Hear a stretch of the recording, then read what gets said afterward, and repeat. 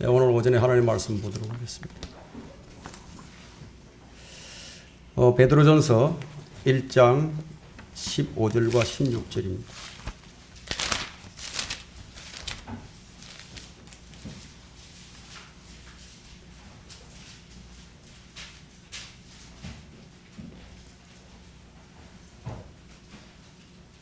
네, 다 찾으셨습니까? 제가 받들어 읽도록 하겠습니다.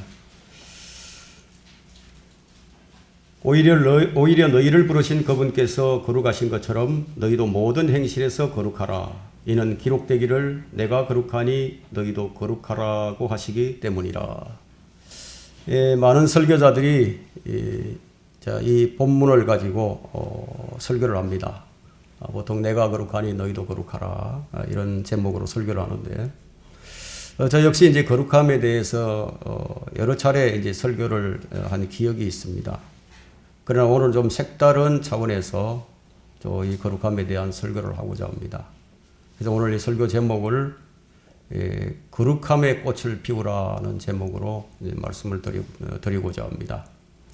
교회사 기간 2000년 동안 가장 찬란했던 시기를 꼽으라면 아마 종교개혁 때로부터 시작해서 약 400년간 지속되었던 이 필라델피아 교회 시대라고 할 수 있을 것입니다. 이 기간의 특징이라면 한 가지 성경만 사용했다는 특징이 있습니다. 이 기간에는 참으로 이 거룩함의 꽃을 피웠습니다. 그런데 지금 이 시대는 거룩함을 찾아볼 수 없는 시대가 되고 말았습니다. 만일 성경 때문에 거룩함을 이루지 못했다면, 그렇다면 지금 성경대로 믿는 사람들은 마땅히 이 거룩함의 꽃을 피워야 함에도 불구하고 실상은 피우지 못하고 있습니다. 바른 성경도 가졌고 바른 교리도 가졌는데도 마땅히 거룩함의 꽃을 피워야 하는데, 자, 오늘 이 부분에 대해서 생각을 해보고자 합니다. 거룩하신 하나님의 뜻을 분별하는 것이 영적 생활의 출발이에요. 거룩함을 이루는 것이 성화의 마지막입니다. 그러나 이 거룩함의 특징은 우리가 행함으로 얻을 수 있는 것이 아닙니다. 하나님의 성전은 하나님의 임재가 있어야 거룩해집니다. 하나님의 임재가 떠난 성전은 하나의 건물에 불과했었죠. 주의 거룩함이 내게 임할 때 우리는 거룩해질 수가 있습니다. 이것이 결론이에요. 거룩함은 하나님의 본질이며 하나님께만 있는 특성이에요. 만일 그분이 주시지 않는다면 우리는 거룩한 존재가 될 수가 없습니다. 그러나 많은 성도들이 거룩함보다는 축복과 행복에 더 관심이 많죠. 성화보다는 구원에 더 관심이 많습니다. 이렇게 인간은 가장 중요한 핵심에서 자꾸만 벗어나려고 하는 그런 습성이 있습니다. 이것은 늘 우리의 주의사항입니다. 우리는 이 거룩함에 좀 더 초점을 맞춰가야 합니다. 왜냐하면 이것이 우리를 부르신 그분의 목적이기 때문이에요. 직분이란 사역자로 또 종으로 부르신 것이지만 거룩함은 존재로의 부르심이에요. 존재가 준비되지 않고 사역이 있을 수 없는 것처럼 거룩한 존재가 되지 않는 한 참된 예배자가 될 수 없는 것이죠. 하나님께서 원하시는 가장 아름다운 예물이 무엇입니까? 우리가 드리는 헌금일까요? 가장 아름다운 예물은 우리 몸을 거룩한 산제물로 드리는 거예요. 하나님의 거룩함은 하나님과 타락한 인간을 분리시켜 버리셨어요. 이 타락한 인간을 어떻게 하나님의 거룩함에 참여하게 하셨느냐 이거예요. 바로 그리스도의 피로 가까워지게 하셨는데, 그러나 한때 멀리 있었던 너희가 이제 그리스도 예수 안에서 그리스도의 피로 가까워졌느니라요. 에베소서 2장 13절에 말씀하고 있죠. 그 유일한 길이 피를 통해서예요. 왜냐하면 육체의 생명이 피에 있기 때문이에요. 하나님의 생명이시고 하나님께서는 사람에게 생명을 주셨어요. 그런데 이 거룩하신 분이 죄를 미워합니다.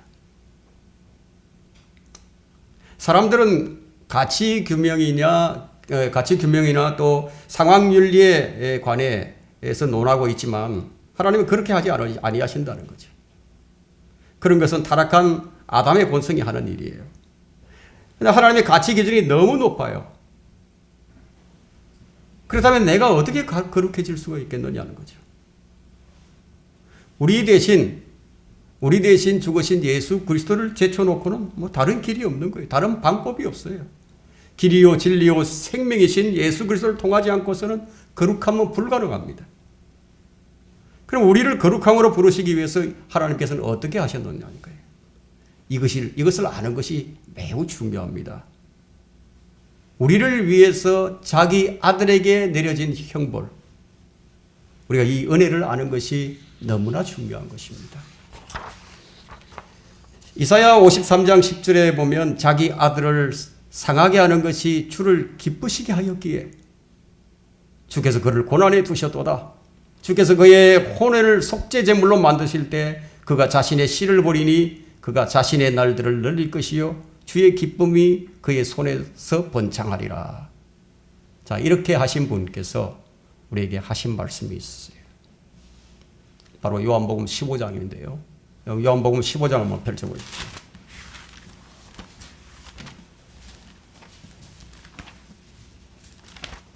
요한복음 15장 3절로부터 5절까지만 보겠습니다. 이제 너희는 내가 너희에게 일러준 말을 통하여 깨끗해졌느니라. 내 안에 거하라. 그러면 나도 너희 안에 거하리라. 가지가 포도나무에 붙어 있지 아니하면 스스로 열매를 맺을 수 없듯이 너희도 내 안에 거하지 아니하면 역시 그렇게 되리라. 나는 포도나무요 너희는 그 가지들이라. 그가 내 안에 내가 그 안에 거하면 그 사람은 많은 열매를 맺느니라. 이는 나를 떠나서는 너희가 아무것도 할 수 없기 때문이라. 분명하죠. 이 거룩하심이라는 이 단어는요, 이 거룩하심은 하나님의 모든 완전하심이 집약된 말이에요. 그런데 이 거룩함은 그리스도 안에서만 가능하다는 겁니다. 그리스도 안에서 우리가 그분과 연합할 때 비로소 거룩함이 가능해집니다. 그런데 이 거룩함을 위해서 그분께서는 제도적 장치를 마련해 놓으셨는데 우리가 거룩해질 수 없음에도 불구하고 그리스도께서 거룩하신 하나님과 비천한 우리의 연결고리가 되어주셨어요. 하나로 연합하게 하신 것이에요. 우리는 그리스도 안에서만 거룩해질 수 있습니다. 거룩하신 하나님께서 우리에게 거룩하라, 너희도 거룩하라고 명령하고 계십니다. 그러나 그분은 우리가 결코 거룩함을 지속할 수 없음을 잘 아십니다. 만일 우리가 계속 거룩해져 있다면 거룩함을 추구할 필요가 없죠. 우리는 결코 거룩할 수 없다는 것으로 인해서 우리는 더욱더 거룩함을 소원하게 됩니다. 하나님께서 그분의 넓고 깊고 높은 그리스도를 우리에게 보여주셨어요. 이제 우리는 그분 안으로 들어갈 때 하나님의 거룩함을 만나게 됩니다. 그리스도 안에서 그분의 거룩함이 바로 나의 거룩함이 되는 거예요. 그리스도를 떠나서는 결코 이 거룩함을 체험할 수가 없습니다. 거룩함은 바르게 산다고 해서, 깨끗하게 산다고 해서 되는 것이 아닙니다. 거룩함의 꽃을 피우라. 첫 번째는 거룩함은 그리스도 안으로 들어갈 때만 거룩함이 가능해집니다. 이 거룩함이란 것은, 이 거룩은 하나님의 본질이에요. 그 본질의 체험은 바로 그리스도 안으로 들어갈 때만 가능하다는 것이죠. 그 고린도후서 1장 7절에는 이런 말씀이 있습니다. 하나님을 두려워함으로 거룩함을 온전히 이루어 육과 영의 모든 더러움에서 우리 자신을 깨끗하게 하자고요. 이 말씀의 의미는 그리스도 안에서 머물고 그리스도 안에서 행하라는 뜻이죠. 그 주님은 내 안에 거하라 하셨던 거예요. 그러면 나도 너희 안에 거하리라.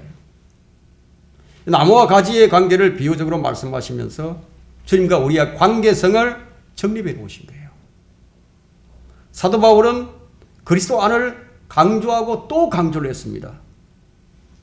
그분의 몸 안으로 들어갈 때 새로운 피조물이 된다고. 우리가 승리하는 것, 우리가 거룩해지는 것, 우리가 새로워지는 것, 이 모든 것은 그리스도 안으로 들어갈 때만 가능하다. 이것은 어떤 것과 같으냐 하면요. 그리스도께서 우리 마음에 계세요. 성령께서는 우리 속사람 안에서 능력으로 우리를 강건케 해주십니다. 자, 우리 안에 계신 그분 안으로 우리의 마음과 생각이 일치하는 거예요. 우리 모두는 그래서 같은 생각을 가져야 해요. 같은 법칙으로 행해야 한다. 이 교회가 할 일이에요. 그분 안으로 들어가서 그분과 일치하는 것이 모든 것이 비결이에요. 하나님께서는 창조 때부터 그분의 거룩함을 우리에게 보여주셨어요. 첫째 날부터 여섯째 날까지는 하나님께서 창조하시면서 전능하신 하나님으로 그분 자신을 우리에게 나타내 보여주셨죠. 전능하신 하나님은 하나님의 속성 가운데서 가장 어뜸이 되는 속성인데 인간의 속성과는 전적으로 다른 것이에요. 일곱째 날에는 하나님께서 그날을 복주시고 거룩하게 하셨어요. 거룩하신 하나님은 그분의 도덕적 성품 가운데서 가장 어뜸이 되는 속성이에요. 그래서 주님께서 오셔서 우리 마음까지 덜쳐내시죠. 행위뿐만이 아니라 마음까지, 마음의 동기까지 다 보신다. 우리 인간은 속일 수가 없어요. 아무리 속이려고 해도 속여지지 않습니다. 이제 여섯째 날로 창조가 끝났어요. 그런데 일곱째 날은 끝나지 않는 거예요. 거룩함은 지속성이 있습니다. 성화의 과정입니다. 6일 창조에서 창조된 피조물들은 죄나 흠이 없이 창조가 되었습니다. 그러나 거룩하지 않았어요. 하나님께서는 이들이 거룩해지기를 원하셨죠. 그래서 일곱째 되는 날 이들과 거룩한 교제 안으로 들어갔습니다. 거룩함은 창조의 목적이에요. 그러므로 일곱째 날이 되지 않는 한 창조는 완성된 것이 아니라는 거죠. 거룩함은 선함, 이 정결, 흠이 없는 그 이상의 것이에요. 창조와 거룩함은 하나님의 독점적인 영역입니다. 이것이 바로 하나님을 하나님 되게 하시는 거예요. 찰스 스펄전 목사님은 만일 성도들 가운데 가난하거나 고난당하는 성도가 한 명도 없다면 우리가 하나님의 은혜가 가져다주는 이 위로에 대해서 지금 알고 있는 것의 절반도 모르는 것이라고 말을 했습니다. 자기 머리 둘 곳조차 없는 순례자가 그래도 나는 여전히 주님을 신뢰할 것이라고 이런 말을 하는 것을 볼 때 정말 가난해서 먹고 마실 것이 없이 굶주리고 있으면서도 여전히 주 예수 그리스도를 자랑스러워하는 성도들을 볼 때 남편을 먼저 보내고 슬퍼 어쩔 줄 모르면서 여전히 그리스도에 대한 믿음을 지켜나가는 이 미망인들을 볼 때 이런 사람들은 주님께 얼마나 큰 영광을 돌리고 있는지 모릅니다. 하나님의 은혜는 성도들의 가난과 시련 속에서 두드러지게 나타나게 됩니다. 우리는 믿음의 시련이 이런 인내를 만들어내는 줄 압니다. 또한 그것이 무엇을 가져다 주는지도 잘 알고 있습니다. 고난 가운데서 영광의 꽃은 피게 됩니다. 진실한 성도들은 모든 일을 합력하여 선을 이룬다는 이런 믿음이 있기 때문에 분명히 지금은 내가 나쁜 상태지만 그것이 얼마나 참고 견디기 어려운 시련인지 그렇지만 그것이 인내를 이루고 오히려 온전하고 잘 갖추어져 부족함이 없게 하려는 하나님의 의도하심을 안다는 거죠. 겉으로는 어렵다 이거예요. 영적으로는 진정한 축복이 주어질 것을 믿기 때문에 또 하나님께서 속히 자기를 구해 주시든지 아니면 고난 가운데서 자기를 확실하게 지원해 주실 것을 믿기 때문에 또한 그리 아니하실지라도 하나님께서 자신을 고난 가운데 두는 것을 하나님께서 기뻐하신다는 사실을 믿기 때문에 모든 일에 참고 견딜 수 있는 것이에요. 성도들이 이런 인내는 바로 하나님의 능력을 입증하는 삶이에요. 자, 여기 하나의 등대가 있다고 우리가 생각을 해볼 때, 자, 칠흑 같은 어두운 밤이에요. 그 등대가 든든하게 서 있는 줄은 알고 있지만, 정말 그 등대가 얼마만큼 든든하게 서 있는지는 알 수 없죠, 정확하게. 폭풍우가 몰아치고 물결이 형용해서 그 등대를 몇천 톤의 물이 강타를 하게 될 때 그때 그 등대가 정말 든든하게 서 있는 줄 알게 됩니다. 하나님 역사도 마찬가지예요. 하나님께서 우리를 바로 이렇게 시험을 하시는 거예요. 주변에서 사나운 파도가 몰아치지 않으면 우리는 그것이 정말 든든한지 아닌지 확인할 길이 없다 이거예요. 그 위로 사나운 광풍과 파도가 불어오지 않으면 그것이 얼마나 견고한지 잘 모른다는 거예요. 우리 믿음이 바로 이런 것이에요. 하나님의 최고의 걸작이 무엇입니까? 하나님의 최고의 걸작이 어려움 가운데서도 요동치 않고 끝까지 견디며 믿음으로 서 있는 성도들이에요. 최고의 걸작이에요. 다른 사람들은 당황해서 울부짖고 있는데도 승리를 확신하면서 흔들림이 없이 사는 성도들이에요. 자신이 믿는 하나님을 영화롭게 하는 사람이라면 반드시 이렇게 말할 겁니다. 나는 많은 시련을 겪었기 때문에 그것을 견디었기 때문에 하나님을 영화롭게 할 수 있었노라고. 갈등과 시련을 많이 겪지 않은 한 아무도 주님 앞에서 빛나게 될 수 없어요. 그래서 베드로전서 1장 7절에 이런 말씀이 있죠. 너희 믿음의 시련이 불로서 단련될지라도 없어져 버리는 금보다 훨씬 더 귀하게 되어 우리 주 예수 그리스도께서 나타나실 때 칭찬과 존귀와 영광을 받게 하려 함이니라. 그렇다면 믿음의 시련을 겪을 때 오히려 그로 인해서 조금도 부족함이 없이 우리는 하나님의 은혜를 더 잘 나타낼 수 있을 테니까 우리는 그 안에서 기뻐할 수가 있는 거예요. 하나님께서 우리가 시련 가운데 있을 때 여러분을 모른 채 하실 것이라는 그런 생각은 아예 접으세요. 그건 우리에게 가장 큰 관심을 가지고 계십니다.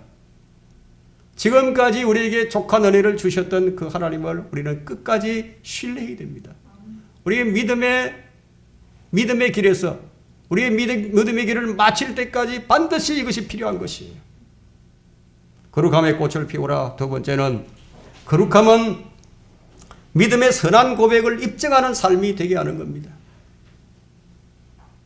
경건함이 없고 열매도 없는 가지만 쭉쭉 뻗어나가면서도 영향력 면에서 두드러지게 그 두각을 나타내는 교회들이 있죠. 열매도 없는데 근데 가지는 쭉쭉쭉쭉 뻗어나가요. 그러나 믿음과 사랑, 거룩함은 유지되지 못했고 성령의 열매가 보이질 않아요. 그런데도 참 우리 주님께서는 그들을 내버려 두십니다. 그냥 내버려 두시는 거예요. 왜 내버려 두실까요?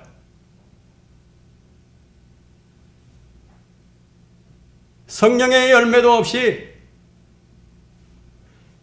하고 있는 모든 헛된 고백이 거짓임을 드러내기 위해서 그냥 내버려 두시는 거예요. 지금은 조직이라는 줄기와 열매 없는 가지들로 채워진 교회들이 있습니다. 그러나 그 교회들은 이미 죽었고 지금 점점 더 썩어가고 있습니다. 경건의 모양이 예수 그리스도의 생명과 연합되지 않는다면 주님 보시기에는 열매 없는 잎만 무성한 무화과나무 같은 거예요. 그런 나무가 하늘을 향해서 거짓말과 기만을 선포하고 서 있는 그것보다는 차라리 도끼가 그 나무를 찍어 불에 던져버리는 것이 더 낫죠. 앞에서는 진리를 선포하고 뒤에서는 진리를 실행하지 않는다면 그것은 열매 없는 무화과나무예요. 그런 고백은 하나님 앞에서는 가정스럽습니다. 그런 교회들은 지금 저주받은 나무가 무엇인지 그것을 보여주고 있는 것이죠. 저주받은 나무는 이런 것이구나. 보여준다. 진리를 말하기 때문에 사람들이 보기에는 잎이 무성하여 거룩해 보이고 아주 좋아 보여도 주님은 그들에게서 아무런 열매를 얻지 못하신다는 거예요. 주님은 우리 마음을 보십니다. 주님은 인내심과 자기 부인, 기도의 열정과 하나님과 동행하는 모습을 살피시는 거예요. 우리가 아직 주님 보시기에 종의 모습이 아니라면 우리의 상태를 깨닫게 해서 참된 역사가 무엇인지, 참된 역사를 시작해 달라는 간구가 있게 하실 것이라는 거죠. 우리는 이런 기도가 있어야 합니다. 시편 139편 23절과 24절의 다윗의 기도예요. 오 하나님이여 나를 살피사 내 마음을 아시며 나를 시험하사 내 생각을 아소서. 내게 무슨 악한 길이 있나 보시고 나를 영원한 길로 인도하소서. 우리에게 바로 이런 기도가 필요합니다. 자기 성찰이에요. 날마다의 자기 성찰이에요. 믿음의 열매가 없는 자들의 정말은 참 끔찍합니다. 면밀하게 살피시는 주님은 우리에게서 열매를 기대했지만 발견한 것이 잎사귀뿐이라면, 여러분 잎사귀만 있다는 것은 그 무엇을 의미하고 있느냐면 그 믿음의 고백이 거짓이었다는 있다는 것을 입증하는 것이 아니고 무엇이겠습니까? 주님의 준엄하신 심판이 너무 엄격하고 가혹하다고 할지 모르지만 이것이 사실이에요. 주님 저주하시자 뿌리치까지 말라버리십니다.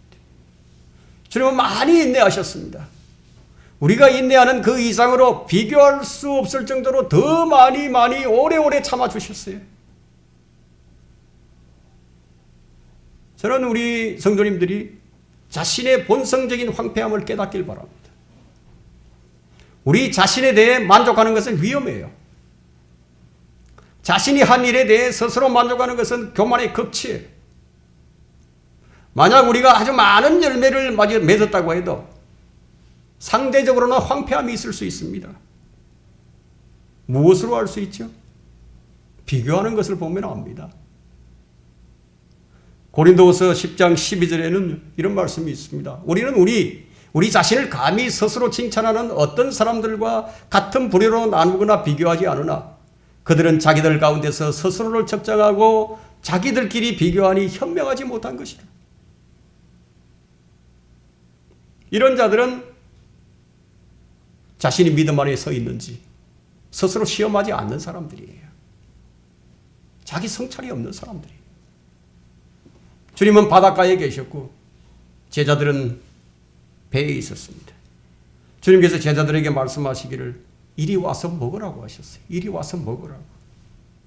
그 음성은요, 사랑이 묻어있는, 사랑이 배어있는 음성이었어요. 우리는 하나님을 자주 실망을 시켜드리지만 주님은 여전히 우리를 먹이시는 거예요.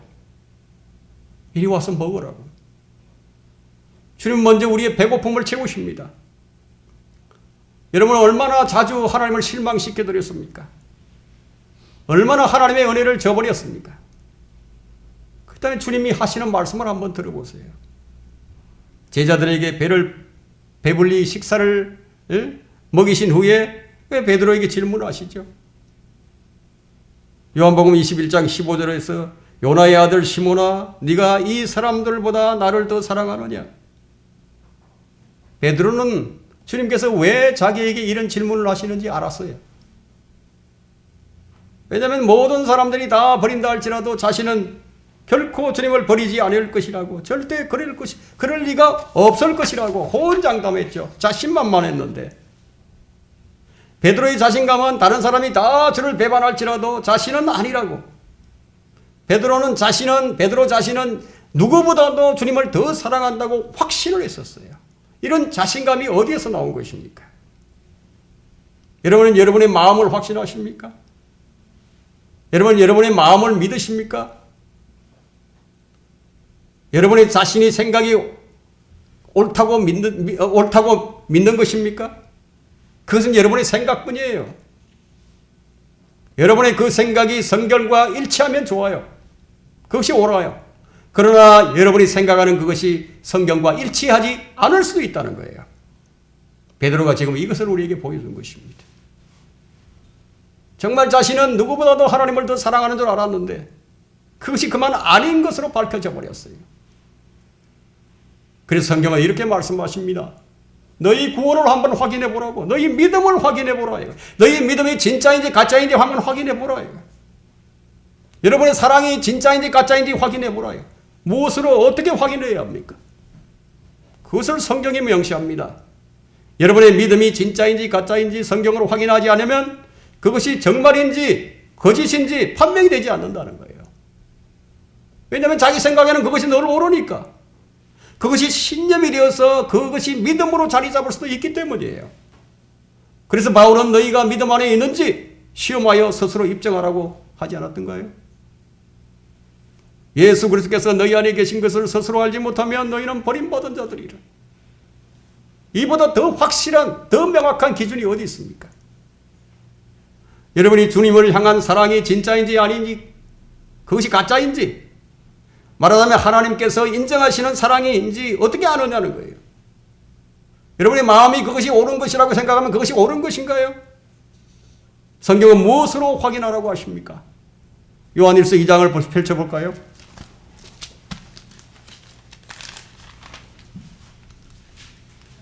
요한일서 2장 3절 보겠습니다. 만일 우리가 그의 계명들을 지키면 이로써 우리가 그분을 알고 있음을 아는 것이요 4절에 나는 그분을 아노라 하면서 그의 계명들을 지키지 아니하는 자는 거짓말쟁이니 진리가 그 사람 안에 있지 아니하니라. 참 명쾌하죠.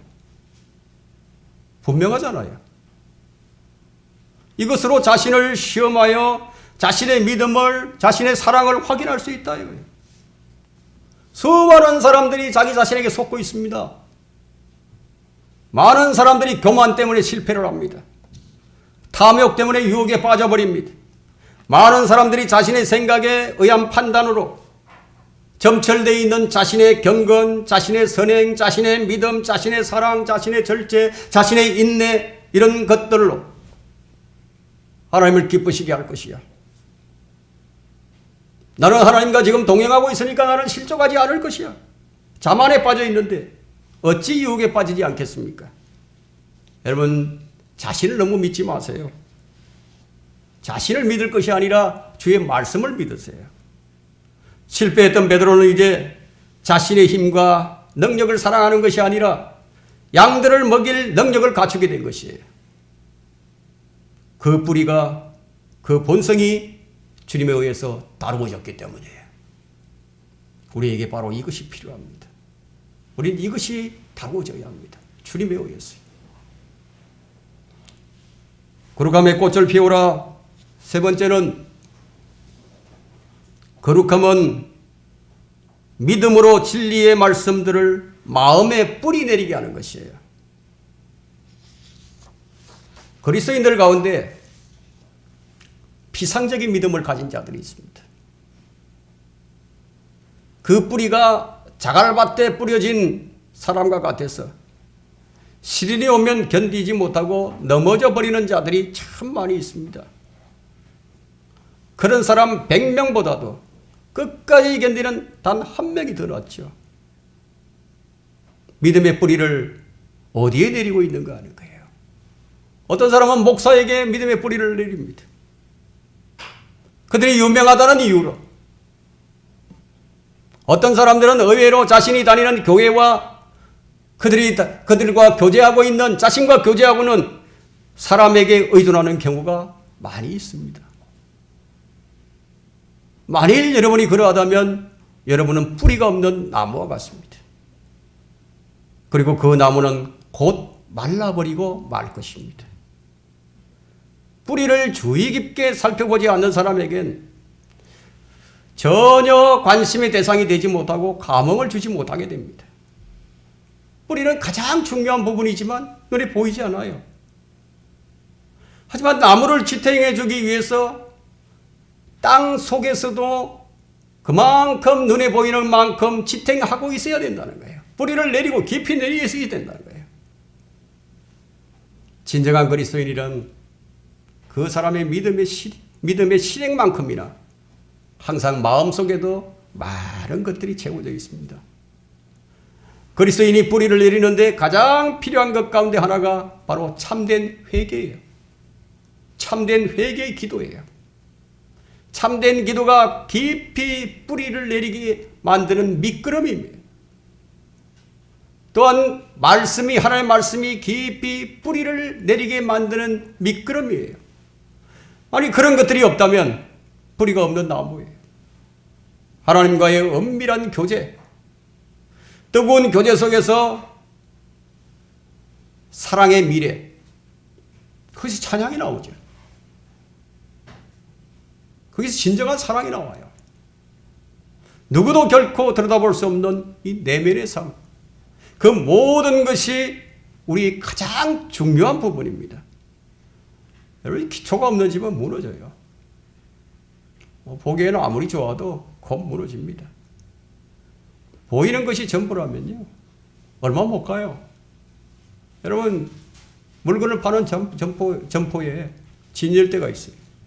근데 물건이 거기만 있고 창고에는 없어요. 그러면 여러분이 만일 그와 같다면요, 여러분은 보여줄 것이 그리 많지 않은 사람이에요. 이제 곧 문을 닫고 말 것입니다. 주님께서 사마리아 여인에게 뭐라고 말씀하셨습니까? 내가 주는 물을 마시는 자는 누구든지 영원히 목마르지 아니하리라. 그러나 내가 그에게 주는 물은 그 사람 안에서 영원한 생명으로 솟아오르는 샘물이 되리라. 뿌리가 의미하는 것이 바로 이것이에요. 뿌리는 지속성이에요. 영원히 솟아오르는 샘물과 같은 지속성. 그리스도의 보혈이지 마르지 않는 지금도 요요합니다. 그분의 피는 지금도 요요합니다. 하늘의 지성소에 뿌려져 있어요.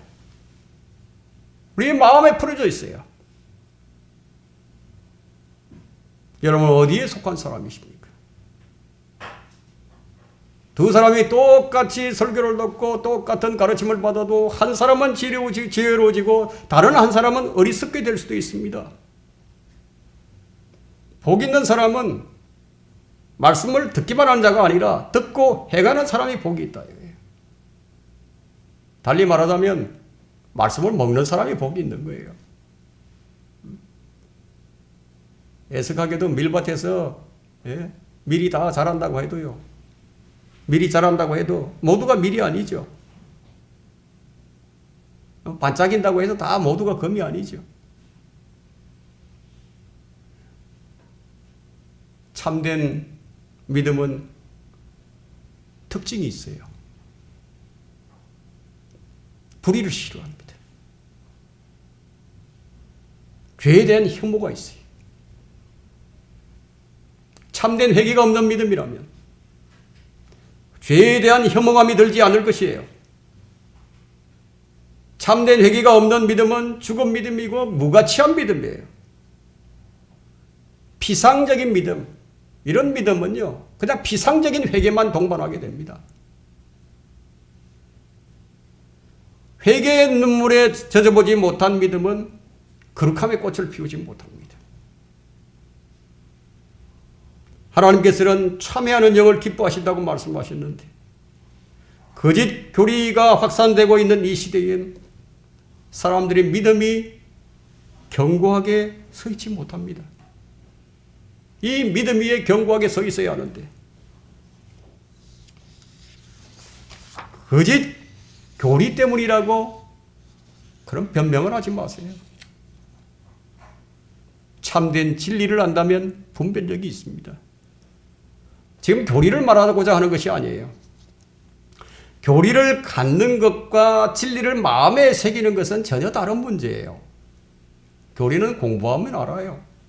열심히 공부하면 다 알게 됩니다. 그러나 진리는 먹어야 합니다. 머리 좋은 사람은 더 빨리 더 많은 지식을 가질 수 있어요. 그러나 진리는 그런 것이 아니에요.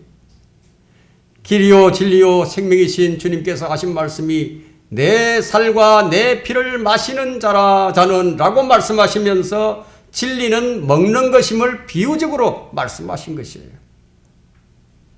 진리는 믿음으로 마음에 뿌리를 내리게 하는 것입니다. 많은 사람들이 여기서 실패합니다. 왜 실패를 하죠? 진리가 결코 그들의 것이 되지 못했기 때문이에요. 주님을 진지하게 바라보는 것만큼 자신의 자신을 진지하게 다루는 것도 없어요. 근데 날카로운 칼을 사용해서, 성령의 칼을 사용해서 자신의 마음을 살피기를 거부해 버립니다. 죄를 책망하시고 죄를 드러내시는 주의 손길을 거부해 버립니다.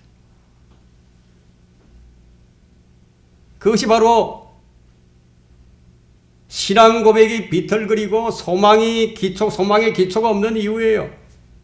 우리인 경건의 훈련이 필요합니다. 매일 사랑의 수고와 믿음의 실행을 하는 삶이 되도록 우리가 해야 한다. 그냥 있으면 아무것도 안 이루어집니다. 열정을 가져야 합니다. 거룩함의 꽃을 피우기 위해서는 열정이 있어야 합니다. 하나님 나라의 백성으로서 하나님 나라의 헌신에 대한 불꽃을 피워야 한다는 거예요. 여러분의 호흡이 찬양과 기도가 되게 해야 된다는 거예요. 이런 것들이 새로운 삶의 생명의 호흡이기 때문에 여러분 안에 계신 그리스도를 가장 소중한 재산으로 여기세요. 그보다 더 큰 자원은 없습니다. 영적인 생명을 소유한 자라면 육신의 생명을 1000,000번이라도 더 내려놓는 지혜로운 자가 되어야 한다는 거예요. 이 세상은 열렬히 살아가면서도 다가올 세상에 대해서는 아무런 관심도 열정도 없는 자가 되지 말라는 거예요. 죄를 짓는 것보다는 차라리 고난을 당하는 편이 더 낫습니다. 만일 우리가 굶주리게 한다면 우리의 영혼을 굶주리게 하는 것보다도 몸을 굶주리게 하는 편이 더 낫습니다. 여러분, 말씀이 마음에 든든히 뿌리를 내리게 되면 무엇으로 나타나는지 아십니까? 순종으로 나타납니다. 그래서 믿음에는 행위가 따라오게 되는 거예요. 순종의 결과가 바로 거룩함이에요. 하나님의 자녀라면 하나님 자녀다워야 합니다. 그것이 거룩함이에요. 모든 행실에서 거룩해야 하나님의 자녀임이 입증됩니다.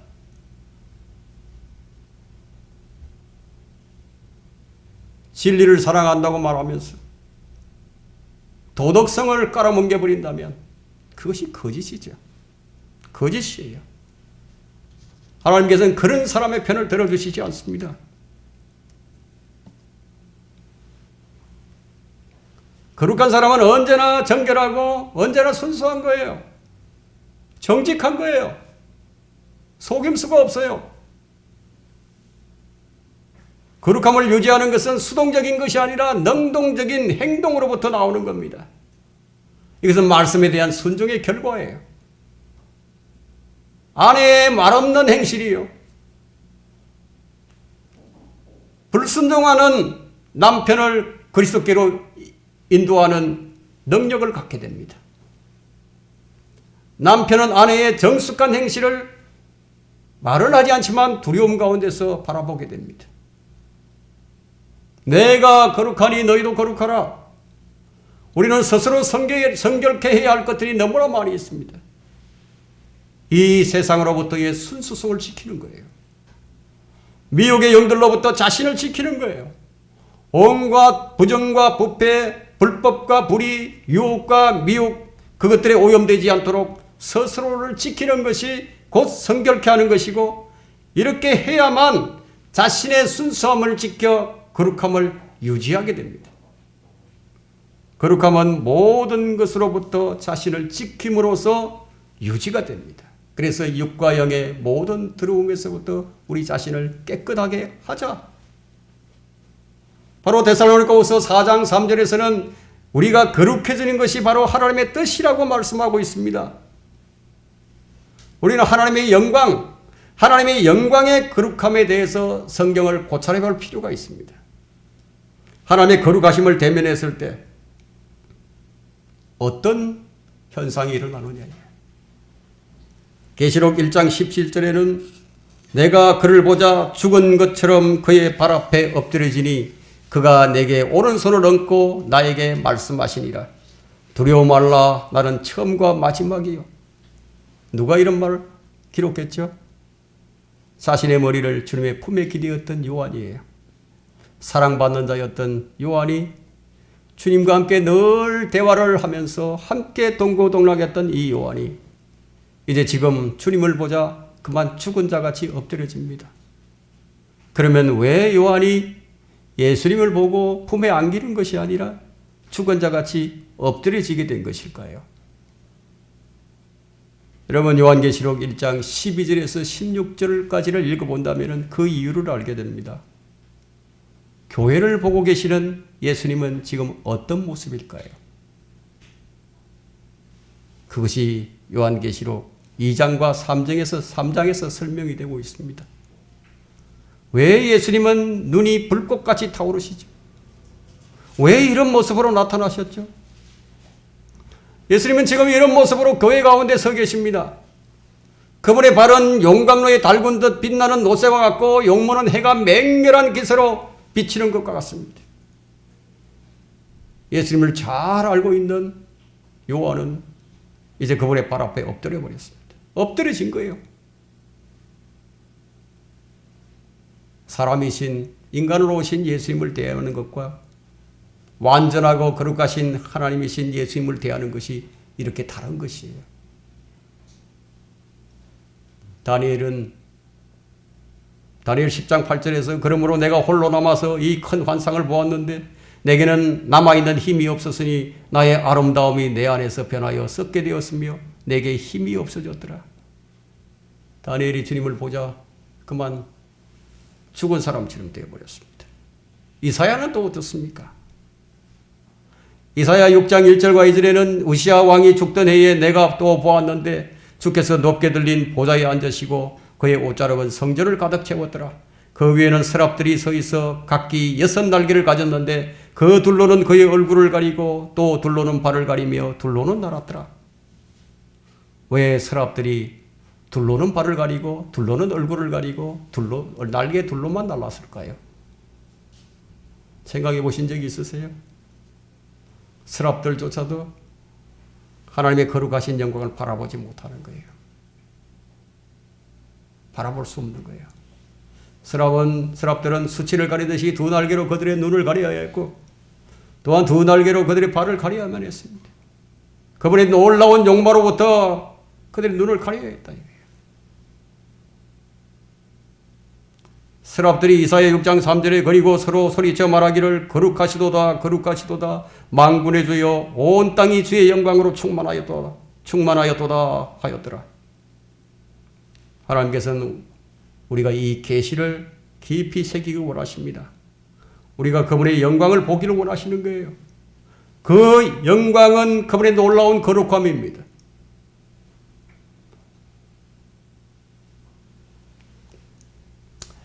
이사야는 어떤 사람입니까? 악을 선하다 하고 선을 낙하다 하는 자들과 빛 대신 어두움을 어두움 대신에 빛을 두며 단 것 대신에 쓴 것을 쓴 것 대신에 단 것을 두는 자들에게 화로다. 타락과 위선이 가득한 지금이요. 하나님께서는 바로 내가 거룩하니 너희도 거룩하라. 이렇게 말씀하십니다. 이사야는 그 시대의 죄악상이 어떠한지도 알았어요.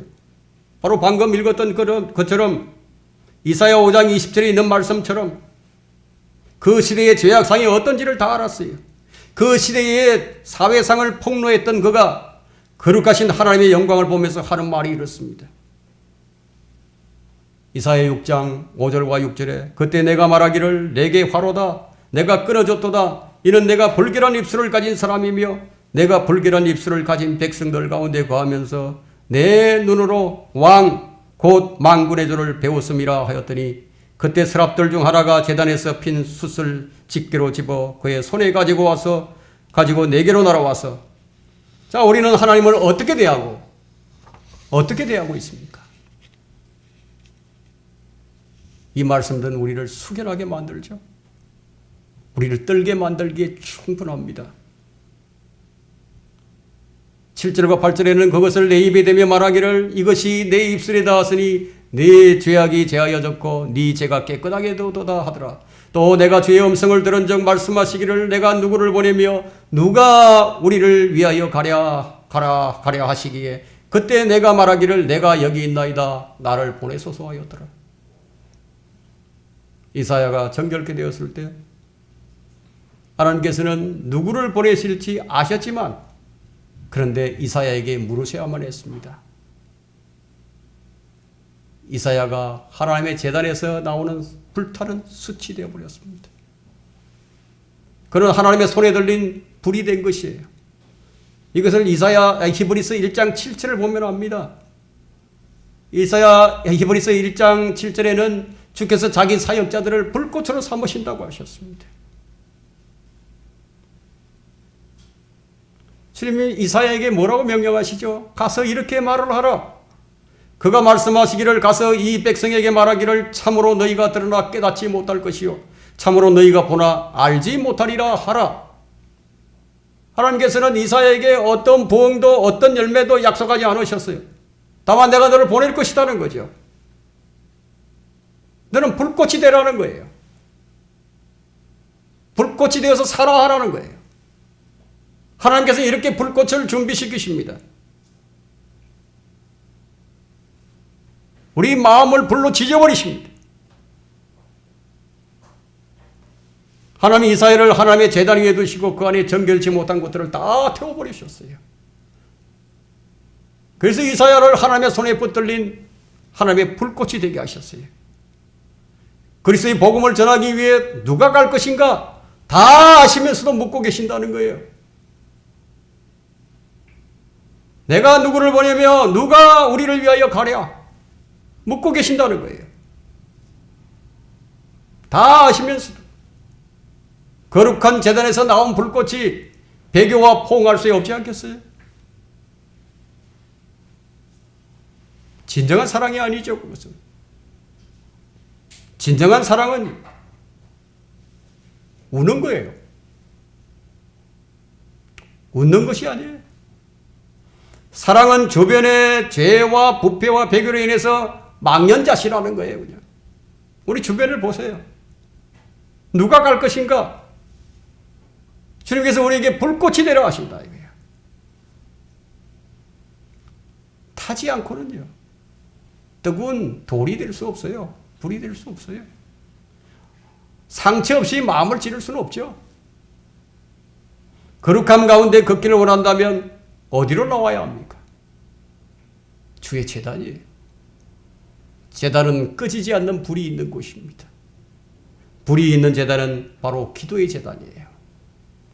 기도 없이 불이 붙을 수는 없어요. 이 땅에 기도의 사람들이 참 없다는 것은 여러분 두렵지 않습니까? 여러분이 기도의 사람이 되지 않는다면 여러분은 불꽃이 될 수 없습니다. 어떤 결심이 있어야 됩니까? 나는 하나님을 구할 것이다.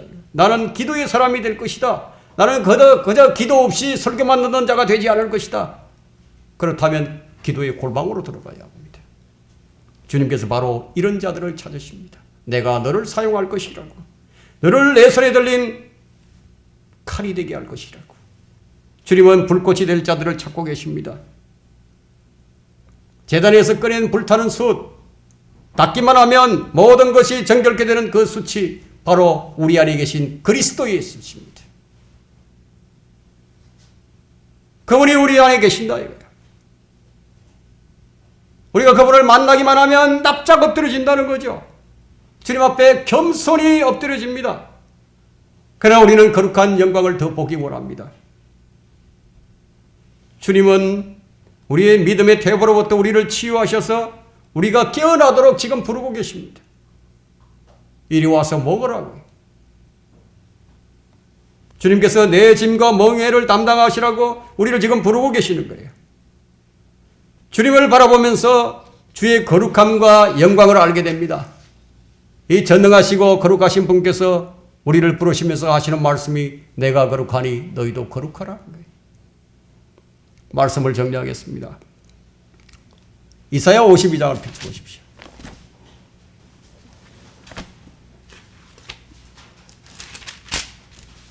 이사야 52장 1절과 2절을 봅니다.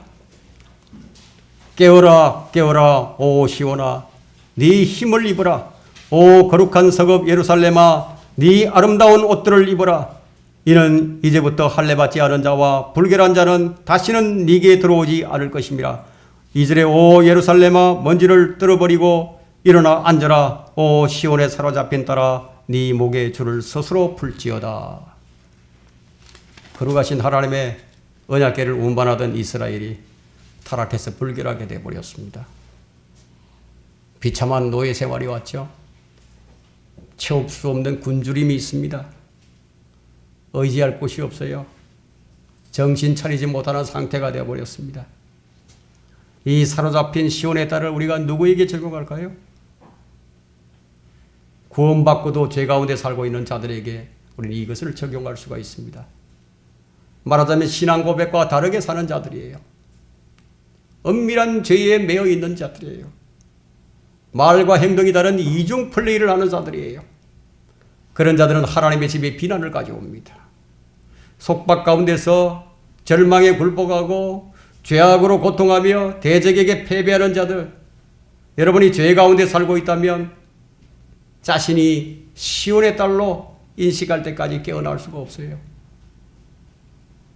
이사야가 본 환상은 이렇게 반응해야 된다고. 바로 그게 나라고요. 죄 가운데 살며 정신 차리지 못하고 비참하게 되었다면 진리를 대면할 때까지 깨어날 수가 없다는 것이에요. 지금은 자신의 삶을 정직하게 살펴봐야 할 때입니다. 말씀이 여러분의 마음을 깊숙이 찔러 들어오고 있는 것인가 하는 거예요. 이사야 52장 11절에 너희는 떠나라. 너희는 떠나라. 너희는 거기서 나가서 부정한 것을 만지지 말라. 너희는 그녀 가운데서 나가라. 주의 기명들을 매는 너희는 정결케 되라. 그러나 어떻습니까? 현실은 죄라는 이 존재가 끊임없이 우리를 따라붙습니다. 여러분의 삶에 깊숙이 따라 들어와서 따라 붙는 거예요.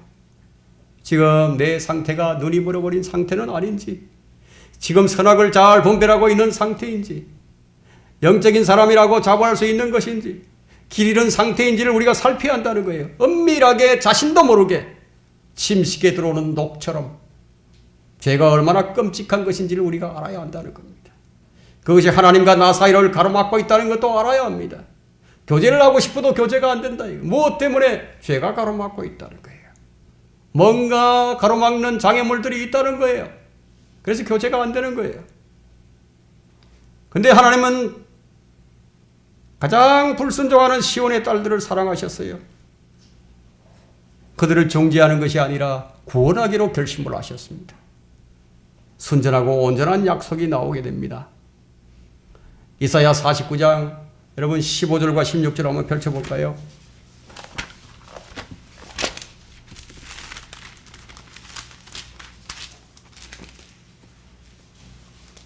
이사야 49장 15절과 16절에 여인이 자기의 젖먹는 아이를 잊을 수 있겠으며 자기 터에서 태어난 아들에게 동정하지 않겠느냐. 정녕 그들이 잊을지라도 나는 너를 잊지 아니할 것이라. 보라 내가 너를 손바닥에 새겼으니 너의 성벽이 계속해서 내 앞에 있느니라. 이 무슨 말씀이죠? 이 말씀은요, 주님께서 함께 하신다는 거죠. 우리가 어떤 상황에 처해 있든지, 내가 고통 가운데 있을지라도 그분이 우리 고통에 함께 하시고, 바로 나의 문제가 너의 문제가 나의 문제라고 말씀하신다 이거. 야곱아 내가 너를 만났던 날을 기억하라고 말씀하시죠. 우리는 야곱에게서 일어났던 그 단순하고 명백한 구원의 과정을 우리는 알 수 있습니다. 주님께서는 여전히 야곱을 사랑으로 말씀하시죠. 나는 여전히 너와 함께하고 있다고. 뭐라고 말씀하시죠? 제단으로 돌아가라고. 우리가 가야 할 곳이 어디입니까? 그리스도 아니에요. 너무 자주 그리스도 밖으로 나가지 마세요. 그리스도 안에 머물러 있어야 합니다. 첫사랑을 회복하라고 말씀하시죠. 그래 야곱의 가족들이 모든 우상을 상수리 나무 아래 묻고 베델로 올라가게 됩니다. 그때 하나님의 영광이 다시 나타납니다. 우리는 스스로 죄를 떠나야 할 책임이 있습니다. 우리는 그분의 얼굴을 마주볼 날이 곧 있을 것입니다. 그분의 영광을, 그분의 거룩함을 볼 그날이 곧 있을 것입니다. 우리는 죄를 떠나야 합니다. 죄를 떠나야 할 책임이 있어요. 성령님께서 능력과 영광과 능력으로 임하시면 여러분은 모든 일을 다 할 수 있는 거예요. 내게 능력 주시는 그리스도를 통하여 내가 모든 것을 할 수 있느니라. 이것이 주님이 우리에게 주시는 최후의 통첩입니다. 깨어 일어나라고, 그리고 정결케 되라고, 죄를 떠나라고, 거룩함의 꽃을 피우라고. 여러분 주님의 부르심을 듣고 있으십니까? 설교를 마치겠습니다.